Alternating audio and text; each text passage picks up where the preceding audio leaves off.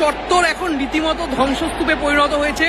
এই যে চারিদিকে এই যে দেখতে পাচ্ছেন এগুলো চেয়ার পড়ে রয়েছে, শয়ে শয়ে চেয়ার, প্রতিটা গ্যালারি ভেঙে ফেলা হচ্ছে চেয়ার। মাঠে প্রতিটা গেট ভেঙে লোক চলে গেছে, এখনো দেখুন এখনো চেয়ার চড়া হচ্ছে। প্রচন্ড অরাজকতা চলছে, পুলিশের হাতেও বিষয়টি আর কিছু নেই, মানে পুলিশ কন্ট্রোল করতে পারছে না এই মুহূর্তে দাঁড়িয়ে, যায় না একটু পরে কি হবে। গোটা মাঠ শয়ে শয়ে মানুষ নেমে গেছে, মাঠের তো যা দশা হওয়ার হচ্ছেই। যুবভারতী চত্বর, যে গর্বের যুবভারতী বাঙালির, সেই যুবভারতী চত্বরের চেয়ার বলে আদৌ আর কিছু থাকবে কিনা সেটাই বোঝা যাচ্ছে না। এই হচ্ছে বর্তমান পরিস্থিতি। ভিআইপি গ্যালারি থেকে একের পর এক চেয়ার ছড়া হচ্ছে, এই হচ্ছে মাঠের পরিস্থিতি।